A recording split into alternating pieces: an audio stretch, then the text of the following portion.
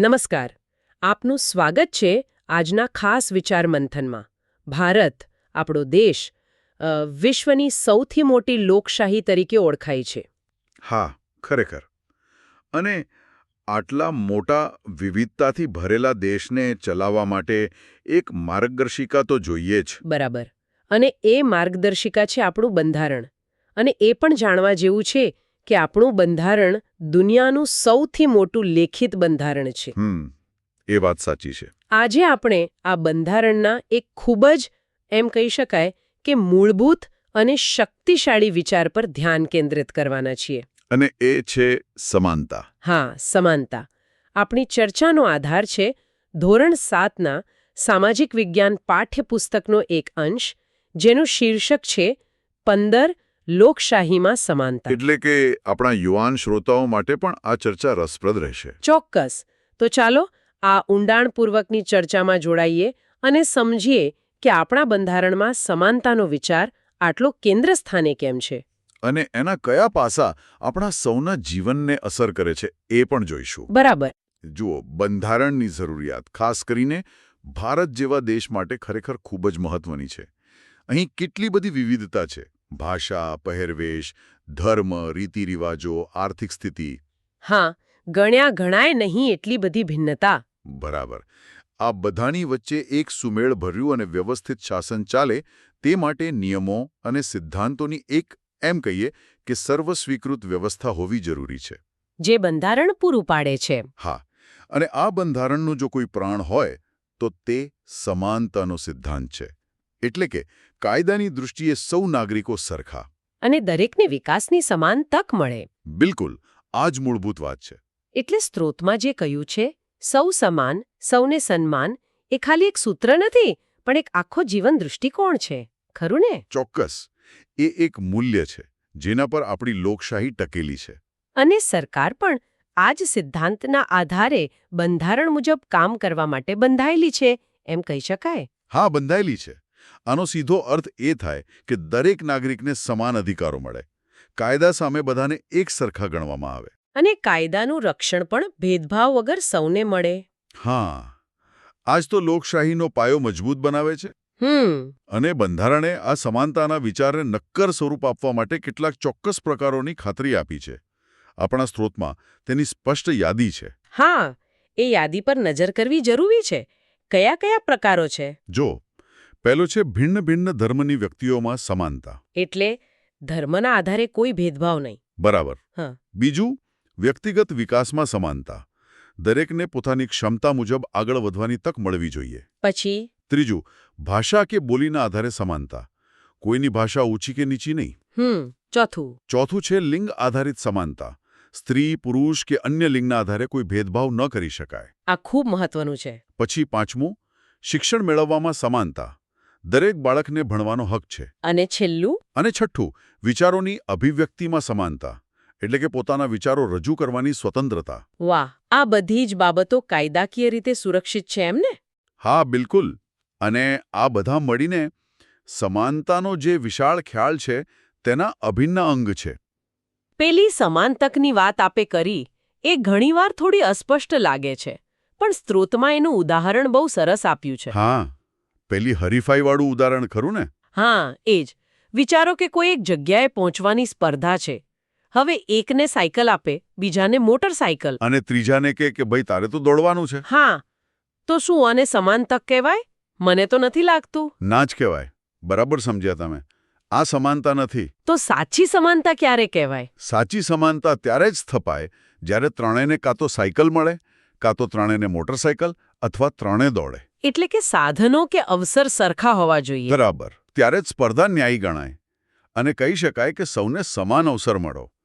એટલે મહત્વનું એ છે કે ખાલી નિયમો બનાવવા પૂરતા નથી. એનો અમલ પણ યોગ્ય રીતે થવો જોઈએ. હા, અમલ એવો થવો જોઈએ કે ખરેખર સૌને સરખી તક મળે. પછી એ શિક્ષણ હોય, રોજગાર હોય કે બીજું કંઈ પણ હોય.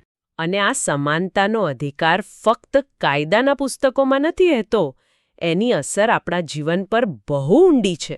હા, વ્યક્તિ તરીકે આપણો વિકાસ માટે, સમાજના વિકાસ માટે. અને આખા દેશની પ્રગતિ માટે પણ અનિવાર્ય છે. પણ મને લાગે છે કે એનાથી પણ વધુ એ આપણા આત્મસન્માન સાથે જોડાયેલો મુદ્દો છે, સ્વમાન. ચોક્કસપણે. જ્યારે કોઈ આપણી સાથે ભેદભાવ કરે ત્યારે કેવું લાગે? મન દુભાય, સ્વમાન ઘવાય ને? બિલકુલ. સ્વમાન જાળવી રાખવા માટે સમાન વ્યવહાર અનિવાર્ય છે. હવે લોકશાહીના એક ખૂબ જ વ્યવહારુ પાસા પર આવીએ. મતાધિકારમાં સમાનતા. હા, કારણ કે લોકશાહીની મૂળ વ્યાખ્યા જ છે લોકોનું, લોકો વડે અને લોકો માટે ચાલતું શાસન. હા. પણ આ શાસન રચાય છે કઈ રીતે? આપણા મત દ્વારા. આપણે કોને ચૂંટીએ છીએ એના પરથી નક્કી થાય છે કે શાસન કોણ કરશે. ગામની પંચાયતથી લઈને દેશની સંસદ સુધી. હા, આ બધી જ સરકારો ચૂંટણી અને મતદાનથી જ બને છે. અને સૌથી મહત્વની વાત, આપણા બંધારણે 18 વર્ષ કે તેથી વધુ ઉંમરના દરેક નાગરિકને મત આપવાનો અધિકાર આપ્યો છે. આ ખરેખર એક ક્રાંતિકારી પગલું હતું. અને આજે પણ છે. મતદાર યાદીમાં જેનું પણ નામ નોંધાયેલું છે તે દરેક નાગરિક, પછી ભલે એ ગમે તે ધર્મ પાળતો હોય, ગમે તે ભાષા બોલતો હોય, સ્ત્રી હોય કે પુરુષ, ગરીબ હોય કે અમીર, કોઈ પણ ભેદભાવ વગર મત આપી શકે છે. આ બંધારણીય સમાનતાનું ઉત્તમ ઉદાહરણ છે. અને આખી પ્રક્રિયા યોગ્ય રીતે થાય એ માટે ચૂંટણી પંચ પણ છે ને? હા, ચૂંટણી પંચની ભૂમિકા બહુ જ મહત્વની છે. મતદારો મુક્ત અને નિષ્પક્ષ રીતે મતદાન કરી શકે તે માટે એ લોકો ખાસ પ્રયાસ કરે છે. એટલે કે કોઈ ડરાવી ધમકાવીને કે લાલચ આપીને મત ન લઈ જાય એ જોવાનું કામ એમનું. બરાબર. ચૂંટણી પંચ તટસ્થ રહીને આખી ચૂંટણી પ્રક્રિયાનું સંચાલન કરે છે. મતદારોને જાગૃત કરવા ઝુંબેશ ચલાવે છે. જેથી કોઈના ડર કે દબાણમાં આવ્યા વગર લોકો મત આપી શકે. હા, અને એટલું જ નહીં, મતદાન પ્રક્રિયાને વધુ સમાવેશી બનાવવા માટે પણ પગલાં લેવાય છે. જેમ કે મહિલાઓ માટે અલગ વ્યવસ્થા હોય. અને દિવ્યાંગ વ્યક્તિઓ માટે પણ ખાસ સુવિધાઓ હોય છે, ખરું ને? હા, મતદાન મથકો પર રેમ્પ, વ્હીલચેર જેવી સુવિધાઓ, જેથી એ લોકો પણ પોતાના અધિકારોનો ઉપયોગ કરી શકે. આ બધું સુનિશ્ચિત કરે છે કે મતાધિકાર ખરા અર્થમાં સમાન રહે. આ બધી વ્યવસ્થાઓ ખરેખર પ્રશંસનીય છે.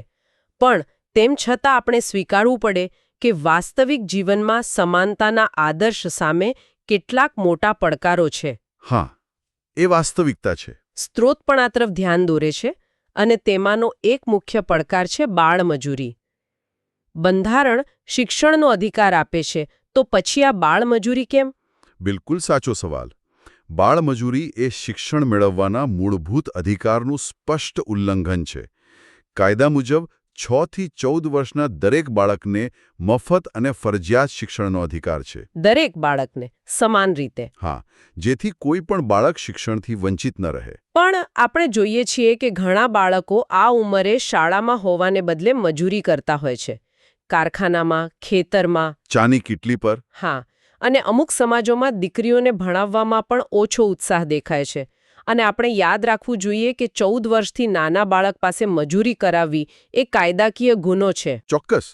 અને બાળમજૂરીની અસર ખાલી એ બાળકના વર્તમાન પર નથી પડતી, એના શારીરિક, માનસિક, ભાવનાત્મક વિકાસને નુકસાન પહોંચે છે. અને ભવિષ્યની તકો પણ છીનવાઈ જાય છે.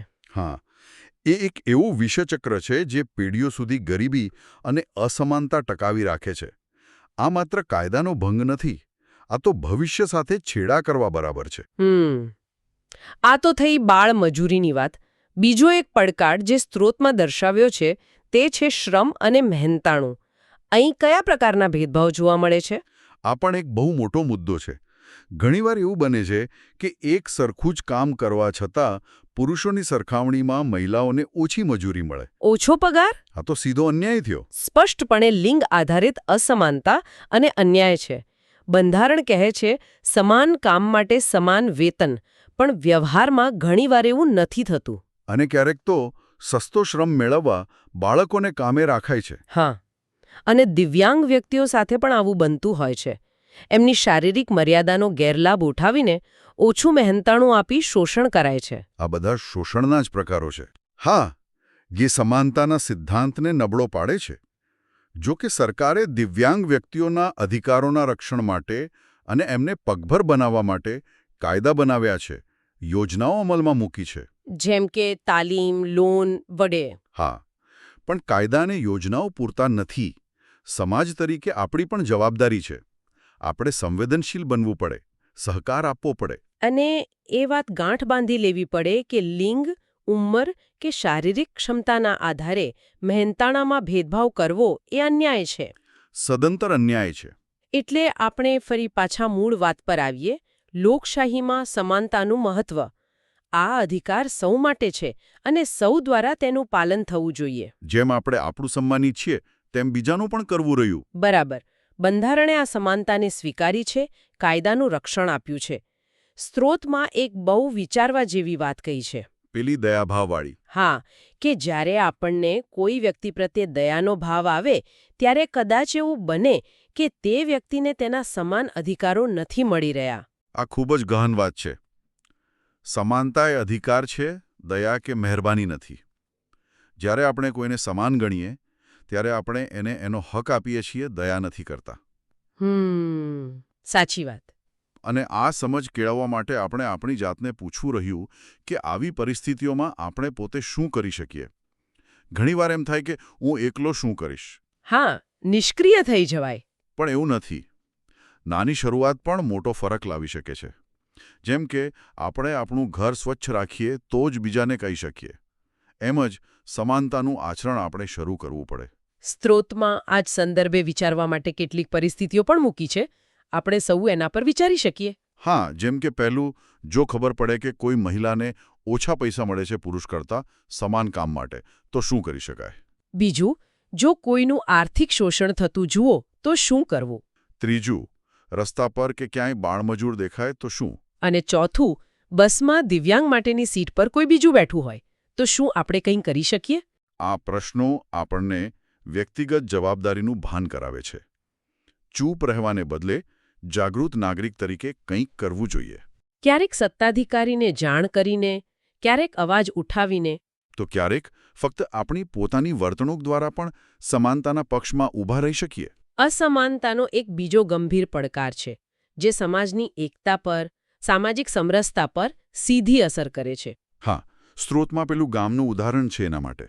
હા, 2 કૂવાવાળું ગામ, એક કૂવો સુકાઈ જાય છે. અને પછી બીજા વિસ્તારના લોકો પહેલા વિસ્તારના લોકોને પોતાના કૂવામાંથી પાણી નથી પરવા દેતા, ડરના કારણે. હા, આ તો જીવન જરૂરી ચીજ માટે પણ ભેદભાવ. આ કેવી રીતે સામાજિક સમરસતાને અસર કરતું હશે? આનાથી સમાજમાં ભાગલા પડે છે, અવિશ્વાસ ઊભો થાય છે. આ તો પાણીની વાત થઈ, પણ બીજા ઉદાહરણો પણ છે. જેમ કે ક્યારેક વરઘોડો કાઢવા જેવી બાબતમાં તણાવ ઊભો થાય, અથવા ધાર્મિક સ્થળો પર લાઉડસ્પીકર વગાડવા બાબતે વિવાદ થાય. હા, આવું સાંભળવા મળે છે. આ બધી પરિસ્થિતિઓ બતાવે છે કે સમાનતાનો અભાવ કેવી રીતે સામાજિક શાંતિ અને સમરસતા સામે પડકાર ઊભો કરી શકે છે. તો આવા સમયે શું કરવું એ જ મોટો પ્રશ્ન છે. આવા સમયે સૌથી પહેલું તો સંયમ અને શાંતિ જાળવવી જરૂરી છે.